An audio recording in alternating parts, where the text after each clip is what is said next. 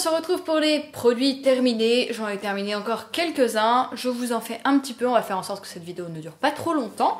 Je commence cash dans le vif du sujet. J'ai terminé cette petite crème regard contour des yeux anti-âge, anti-cerne de chez Lauren Caddy.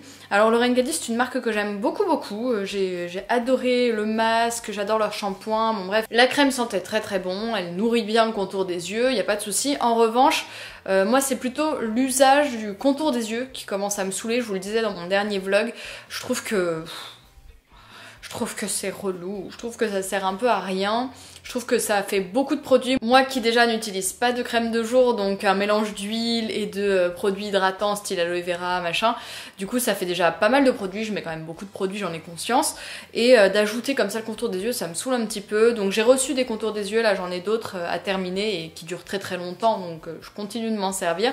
Mais franchement, si j'étais pas blogueuse et que je les recevais pas, je pense pas que j'en achèterais. Je me contenterais peut-être d'un peu d'huile d'avocat si jamais je trouvais que mon contour des yeux était déshydraté. Et puis aussi un petit peu de calophylle, parce que j'aime beaucoup l'huile de calophylle pour la circulation sanguine, et qui du coup a une action assez intéressante sur les cernes. Mais sinon, j'achèterai pas de contour des yeux, en plus ça coûte hyper cher pour très peu de crème. Donc voilà, si vous cherchez quand même un bon contour des yeux, je vous le conseille. Mais dites-moi ce que vous pensez des contours des yeux, des crèmes contours des yeux en commentaire, j'aimerais bien votre avis. Je ne rachèterai pas. Autre produit que j'ai terminé et que j'adore, il s'agit du shampoing Logona, donc volumateur à la miel et aux bières. Ce shampoing promet volume et brillance et je trouve qu'il l'apporte et qu'il tient ses promesses. C'est d'ailleurs un shampoing que j'ai racheté parce qu'il fait partie de mes préférés dans le style shampoing facile à trouver. Celui-là je l'achète chez Bio C'est Bon, dans mon magasin bio, il n'y a pas de souci. Vous l'avez déjà vu si vous avez regardé ma précédente vidéo sur ma routine de soins où je vous parle de mes shampoings préférés et de tous les produits que j'utilise pour mes cheveux. C'est un basique à avoir pour moi si vous cherchez brillance et volume.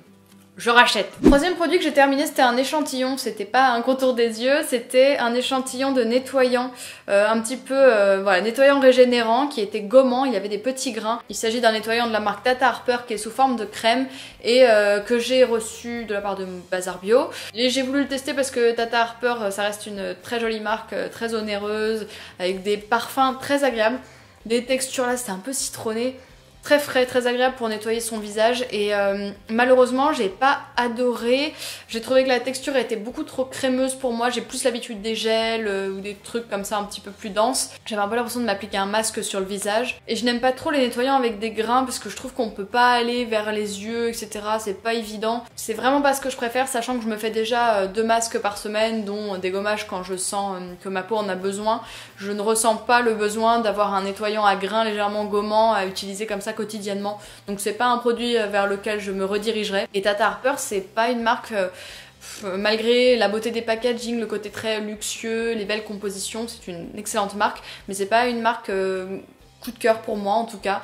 Et j'en avais déjà parlé avec une conseillère de Oh My Cream et elle me disait que c'est vrai que c'était une marque qui était un petit peu plus dédiée aux peaux matures, donc que c'était peut-être normal que j'avais pas trouvé mon bonheur dans cette marque avec ma peau de presque trentenaire.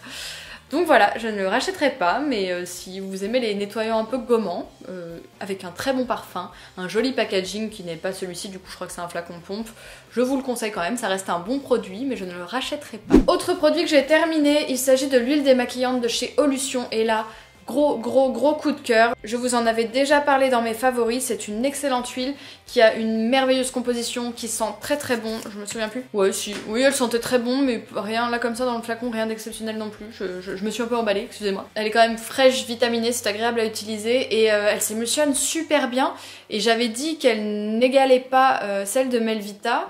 Mais là j'ai quand même l'impression que elle l'a dépassée parce que j'en ai 3 d'avance des trucs de Melvita, j'en avais acheté plein. Et en fait quand je suis passée de celle-ci à celle de Melvita, je trouvais qu'elle s'émulsionnait moins. Alors que je la trouvais mais hyper émulsionnable, je vous l'ai répété 1000 fois, ça fait 2 ans que je l'utilise. Et là de repasser à la Melvita après celle-ci, je l'ai presque trouvée moins émulsionnable la Melvita. Donc je ne sais pas trop ce qui s'est passé, mais en tout cas je mets vraiment celle d'Olution en numéro 1 des huiles démaquillantes qui s'émulsionnent. Malgré son prix un petit peu trop cher pour moi, mais encore une fois je le répète, Olution, Pour moi, j'ai une confiance aveugle en la marque. C'est pas une marque qui va gonfler ses marges pour s'enrichir de ouf. C'est une marque avec une super éthique et je pense que s'ils ont mis ces tarifs-là, c'est pour rentrer aussi dans leurs frais. Car le produit est vraiment irréprochable, de la compo au marketing, au flaconnage. Et en plus, c'est un produit vegan. Donc elle, quand j'aurai fini mes autres huiles démaquillantes, je la rachète direct. C'est ma nouvelle huile chouchoute en fait. Autre produit que j'ai terminé, il s'agit du dentifrice Sourire à la propolis de chez Balloflurin. C'est une marque que j'aime énormément qui se sert des produits de la ruche pour toute leur gamme. Donc évidemment, ce n'est pas une marque vegan, mais c'est une marque très respectueuse des abeilles. Faut vraiment que vous creusiez le dossier, mais c'est une marque hyper respectueuse qui prend vraiment soin de leurs abeilles. J'en ai déjà parlé beaucoup de fois, donc je ne m'étalerai pas sur le sujet. Allez regarder un petit peu les infos sur leur site, etc. Vous comprendrez. Je n'ai pas beaucoup apprécié ce dentifrice à cause de son goût, puisque c'est à la propolis noire et aux 3 plantes de terroir, donc c'est pas voilà, un dentifrice qui est très agréable, parce qu'il a ce côté, je pense, antibactérien qui doit être très bien pour tout ce qui est aussi gencives sensibles.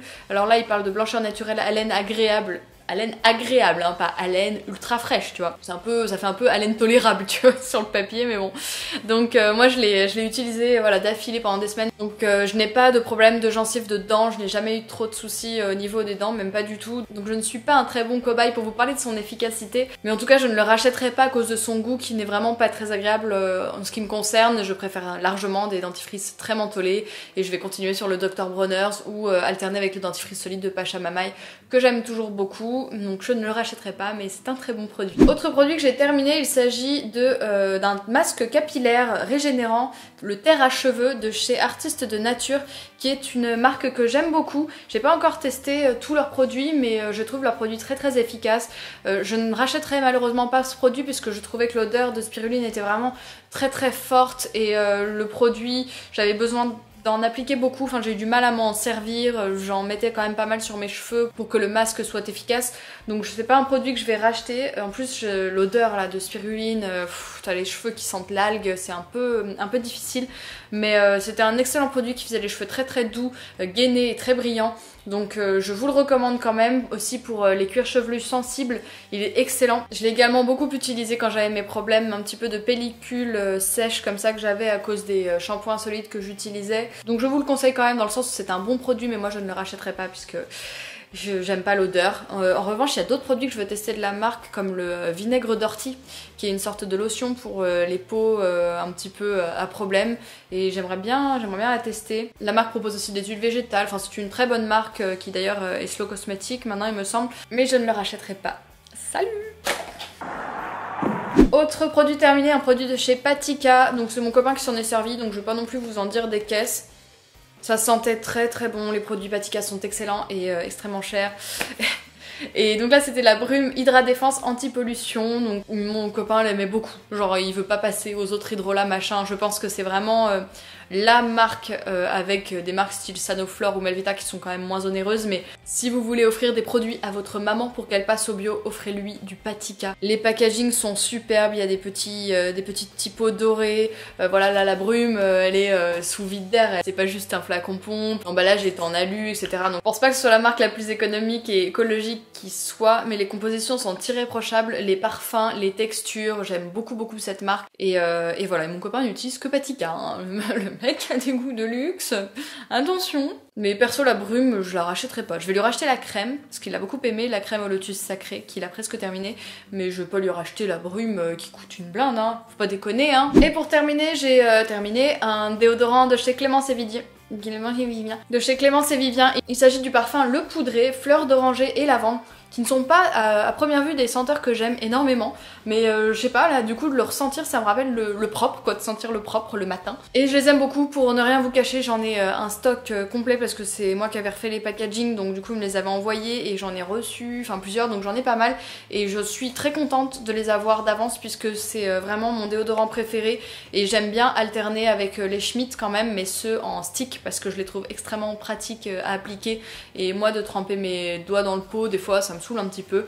Et je trouve que pour les déodorants bio, il faut alterner, sinon on perd un petit peu en efficacité sur le long terme en utilisant le même. C'est mon avis, c'était l'avis de Marie Sweet & Sour aussi qui avait fait un article à ce sujet. Ils sont sans sel d'aluminium, non gras, 100% naturel. Seul petit bémol entre guillemets, tous les déodorants de leur gamme sont formulés avec du bicarbonate de soude et je sais qu'il a été assez mal toléré par certains d'entre vous, ça vous a irrité les aisselles, etc. Encore une fois, je suis pas un très bon cobaye pour ce truc là parce que je n'ai pas les aisselles sensibles, donc je n'ai pas du tout eu de soucis de ce côté là, je le tolère très très bien, je le trouve très doux pour ma part et je le trouve extrêmement efficace, donc moi je le rachète, mais je vous alerte sur le sujet. Si vous avez les aisselles sensibles, si vous tolérez mal les déodorants à base de bicarbonate de soude, il est possible que vous tolériez mal celui-ci, mais moi aucun souci, je le rachète fois 1000. Et pour terminer un petit peu de maquillage, j'ai terminé le mascara de chez Avril et que je ne présente plus, c'est mon mascara bio préféré. Je trouve qu'il allonge les cils, qu'il fait du volume,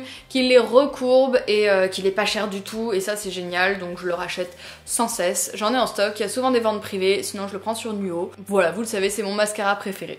Je rachète. J'espère que cette vidéo vous a plu, n'hésitez pas à me dire en barre d'infos vos produits favoris pour que je les teste également et qu'ils se retrouvent potentiellement dans ces vidéos de produits terminés que j'aurai fini jusqu'à la moelle. N'hésitez pas à liker cette vidéo pour m'encourager, je vous fais des bisous, je vous dis à la semaine prochaine, salut!